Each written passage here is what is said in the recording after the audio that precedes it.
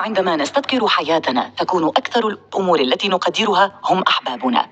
عندما شعرنا بالانتماء والتواصل وأننا جزء من شيء أكبر من أنفسنا.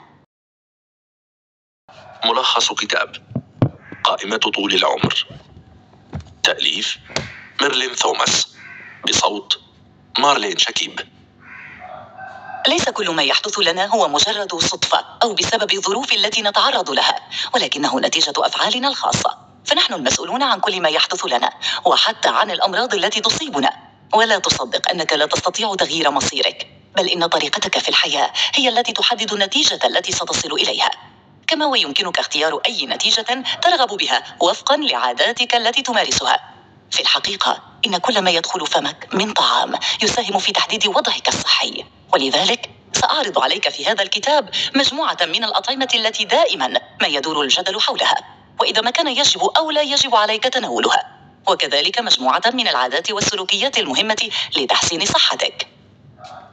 سيخبرك هذا الكتاب بكل ما تحتاجه للوصول إلى أفضل نمط حياة صحي ممكن، ولكنه لن يختار لك ما يجب أن تفعل، إذ إنك وحدك المسؤول عن اختيار ما يناسبك ويناسب حياتك.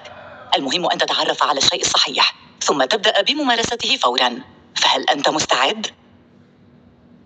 الفصل الأول: الشوكولاتة تحسن المزاج وتزيد الشعور بالرضا ما دمت تتناولها باعتدال. لنتحدث عن أحد الوجبات الغذائية اللطيفة التي يحبها الجميع، وهي الشوكولاتة، والتي نستخرجها من شجرة الكاكاو ثيوبروما، إذ تعني كلمة ثيو بلغة شعوب المايا سكان المناطق التي تزرع فيها هذه الشجرة الإله. أما كلمة بروما فتعني الشراب، وهكذا يصبح شراب الكاكاو هو شراب الآلهة لدى شعوب المايا. ومع مرور الوقت تطورت صناعة الكاكاو وطرق استخراجه وتصفيته إلى أن أنتجنا منه الشوكولاتة المعروفة في هذه الأيام بأشكالها المختلفة. إن الشوكولاتة ليست مضرة للصحة بحد ذاتها ما دمت تتناولها باعتدال، وتشتري النوع الجيد النقي منها بأقل كمية من السكر والإضافات الأخرى للاستمتاع بها بهدوء وعمق. تحتوي الشوكولاتة على ثيوبرومين الذي يساعد على التركيز وتحسين المزاج وتحفيز الدماغ، كما تحتوي على سيروتونين الذي يزيد الإحساس بالرضا ويحسن الحالة المزاجية. وفي المقابل هناك أيضا مشروب قريب من الكاكاو والشوكولاتة، وهو مشروب القهوة، وهو يزود الجسم بالكافيين الذي يعمل سريعا على حجب المستقبلات المسؤولة عن خفض نشاط المخ، فيجعلك تشعر بدفقة مباشرة من النشاط والحيوية. وسواء كنت من عشاق القهوة أو الشاي، فاعلم أن كليهما له الأثر ذاته لاحتوائهما على الكافيين، كما أن كليهما آمن تماما على صحتك ما دمت تستهلك كوبا أو كوبين من القهوة يوميا. والآن لنتعرف على أول خطوة في الحفاظ على صحتنا. الفصل الثاني: الحفاظ على وزن صحي هو الخطوة الأولى لاتقاء شر نتائج نسب الكوليسترول المرتفعة. الكوليسترول هو مادة شمعية تصنعها الخلايا ويخزنها الكبد، ويستفيد منها الجسم في استخدامها على أسطح الخلايا كمانع للتسرب، تمنع دخول وخروج الأشياء، ولذلك هي مهمة لصحتنا. كما أن الجسيمات البروتينية الدهنية مخفضة الكفاءة تحتوي الكم الأكبر من الكوليسترول الخارج من الكبد للوظائف البنائية في الجسم، وينتقل الكوليسترول في الدم على شكل جسيمات البروتينات الدهنية مخفضة الكفاءة LDL، وزيادتها خطيرة، ذلك أنها تخزن في الأوعية والشرايين التالفة والمجهدة، مما يسهل عملية انسدادها. في المقابل تعد جسيمات البروتينات الدهنية مرتفعة الكفاءة HDL نوعا من الكوليسترول النافع، إذ تعمل على نقل الكوليسترول المتكون في غير مكانه إلى الكبد، إذ يتم استخدامه وتصريفه.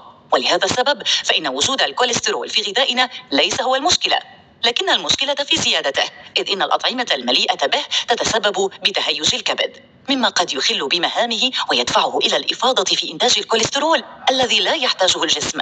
لهذا فإن تقليله في طعامنا من الممكن أن يكون مفيدا حقا، لكن الأمر الأهم من ذلك هو البدء في مسيرة تخفيف الوزن والتخلص من الدهون المحيطة بالخصر، كما ستتعلم فيما يأتي.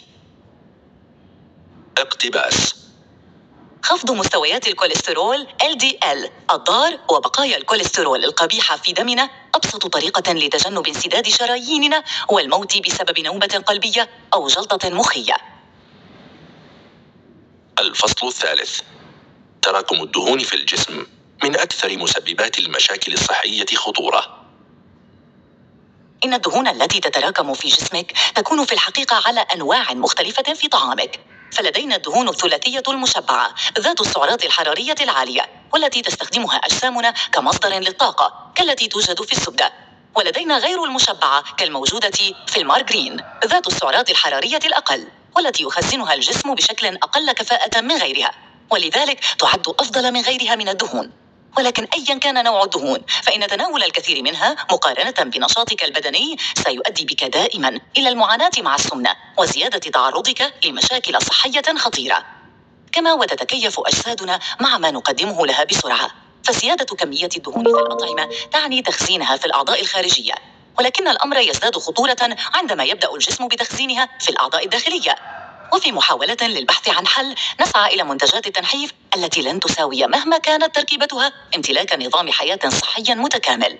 فممارسة الرياضة وزيادة وقت الحركة والانتباه إلى كميات الطعام كلها معا أمور متلازمة تؤدي أخيرا إلى التغيير المتوقع والمرجو. ورغم أن الجسد يحاول دائما مقاومة التغيير في الفترة الأولى، إلا أنه عاجلا أم آجلا سيستجيب. تحرك طوال الوقت، خصص 5 دقائق بعد كل ساعة تعمل فيها على المكتب لتتحرك، ثم مارس الرياضة. قم بكل ما يمكن أن يؤدي إلى تحريك جسدك أكثر، ولا تتناول الأغذية غير الصحية التي سأخبرك عنها في الفصل الآتي. الفصل الرابع. أغلب البالغين يتناولون كميات أكبر بكثير من السكر المسموح لهم يومياً. وعلى ذكر الأطعمة غير الصحية التي تدخل في طعامنا، سيطرأ على بالك السكر بالتأكيد، مترافقاً بكل التحذيرات التي انتشرت عنه وعن استخدامه. فهل السكر بذلك السوء حقاً؟ إن السكر في غذائنا نوعين. النوع الأول الكربوهيدرات المركبة كالنشا والألياف، والنوع الثاني الكربوهيدرات البسيطة مثل الجلوكوز. الأولى تختبئ في طعامنا غالباً، بينما الثانية لها طعمها الحلو الواضح في كل المواد، وهي التي نطلق عليها اسم السكر المعروف. ويوجد هذا السكر بنسب مختلفة من مادة لأخرى. فهناك 8 ملاعق سكر صغيرة واضحة الطعم في علبة المشروبات الغازية الواحدة، بينما هناك مقدار ملعقة سكر صغيرة مخفية في معجون الطماطم. ولكن القدر الصحي المسموح به لك يوميا هو 6 ملاعق صغيرة فقط. إن السكر غالبا ما يرتبط في أدمغتنا بالمكافأة والمتعة، خصوصا مع تحفيزه لهذه المشاعر. لهذا من الجيد أن نبدأ بالتفكير في استخدام المحليات وبدائل السكر ذات السعرات الحرارية الأقل مع ذات الطعم الحلو، لنحصل على هذه المتعة إلى جانب أكل الفاكهة كتحلية، لأنها تحتوي أليافا ومغذيات إلى جانب السكر. أما الحل السحري فهو الإكثار من الغذاء الطبيعي مع تقليل كميات الطعام غير اللازمة التي نتناولها، وهو ما سيخلصك من عدة لعنات في وقت واحد، وهي الدهون الزائدة والسعرات الحرارية الزائدة والسكر المضاف الزائد. لنتعرف إذن على فوائد كل ما هو طبيعي بشكل أكبر. اقتباس: الدهون التي نأكلها ليست جيدة ولا سيئة في ذاتها، ولكن تكون ذلك بطريقة استخدامنا لها. الفصل الخامس. يمكن لكل ما تقدمه الطبيعة أن يحسن حياتنا وصحة أجسادنا. لماذا يحاول الأهل بكل طاقاتهم أن يجعلوا أبنائهم يتناولون الخضار؟ في الحقيقة إنهم مصيبون في ذلك، لأن الخضار والفاكهة تحتوي على الكثير من الألياف صعبة الهضم، وهكذا عندما يصعب هضمها على أمعائنا تتحول بالضرورة إلى غذاء لأنواع من البكتيريا المفيدة التي تعيش في الأمعاء، والتي تحتاج هذا الغذاء للاستمرار بتأدية مهامها التي تتضمن التقليل من مخاطر أمراض القلب والسكري وبعض أنواع السرطان. وينصح علميا بتناول ما مقداره 3 حصص من الفاكهة ومثلها من الخضروات للفرد الواحد يوميا. وبالحديث عن عطايا الطبيعة، لما لا نتطرق إلى مناقشة أهمية أشعة الشمس الدافئة لنا؟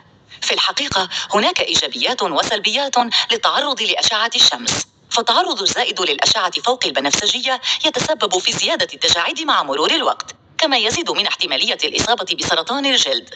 ولكن على الجانب الآخر فإن هذه الأشعة نفسها هامة جدا من أجل بناء فيتامين د الذي يتسبب نقصه في خلل في توازن المعادن في الجسم. كما أن التعرض الدوري لأشعة الشمس يحسن الحالة المزاجية، والعكس صحيح. أما بالنسبة للسلبيات فيمكن الحماية منها باستخدام واق شمسي من النوع الجيد. الفصل السادس. التوتر الزائد والمشاعر السلبية يتسببان بالعديد من المشاكل الصحية الخطيرة. هناك عامل آخر صامت يهدد صحتك دون أن تتحرك من مكانك حتى، ألا وهو التوتر الذي يمكن أن يصيب الأشخاص الذين لا يفعلون شيئا. فهو غير متعلق بما نفعل ولا نفعل، لكنه نتيجة تفكيرنا المستمر بالنتائج، والذي يسبب الشد النفسي. بينما يتوتر الناس عادة بشأن 3 أشياء رئيسية، وهي المال والعمل والعلاقات.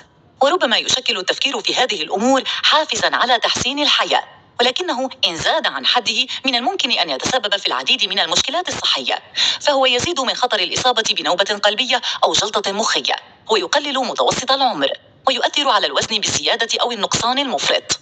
كما يسبب الصداع المزمن، ويقلل مقاومة الجسم للجراثيم من خلال تثبيط الدفاعات المناعية، ويقلل جودة النوم. وعلى العكس من ذلك، إن الشعور بالانتماء والتواصل يجعلك تشعر بأنك شيء أكبر من حدود ذاتك، وأنك جزء من علاقة أسمى، سواء كانت هذه العلاقة خاصة بالعائلة أو الأصدقاء أو حتى الحيوانات الأليفة التي تقوم برعايتها. وقد أثبتت العديد من الدراسات أن الحب والزواج تحديداً يطيلان العمر ويحسنان الصحة، وهذا التأثير الإيجابي يحصل أيضاً عند الارتباط بحيوان أليف. وهذا يعيدنا إلى الفكرة الأساسية عن أثر الانتماء بغض النظر عمن ننتمي إليه. ولكن على كل حال سيظل الانجذاب لغزاً ومصادفة لا يمكن التنبؤ بها، فهناك العديد من الفرص الجديدة للوقوع في الحب مجدداً كل يوم مع الأشخاص والحيوانات والطبيعة والأماكن الجميلة. فقط أبقي قلبك جاهزاً لاستقباله. فقرة بارزة من الكتاب. نستطيع التفكير في عمل مليون شيء آخر من أجل صحتنا وعافيتنا، لكن في الأغلب نفكر حاليا في بضعة أشياء نراها مهمة حقا، أو على الأقل لها من الأهمية ما يجعلها جديرة بالذكر في قوائمنا أو تعليم غيرنا القناعة كأطفالنا. من الأكيد تقريبا أن ترتيب أولوياتك سيكون مختلفا عن ترتيبي، لذلك يمكنك أن تضع قائمتك الخاصة وتتعمق في هذا الكتاب حيثما تريد. الخاتمة. في النهاية أرجو أن يكون هذا الكتاب قد أضاف إليك معلومة جديدة واحدة على الأقل. أرجو أن تبدأ العمل الآن على إنشاء قائمتك الصحية الخاصة التي تناسب جسمك ونظام حياتك. وتذكر كلمة السر: الاعتدال، فهو السر الذي تقاس به الأمور. وتذكر أيضا أن الصحة تشمل كل شيء: روحك التي تتغذى بالحب وتتعب من التوتر والقلق، وجسدك الذي يتغذى بالطعام ويتعب من العشوائية في اختيار الوجبات.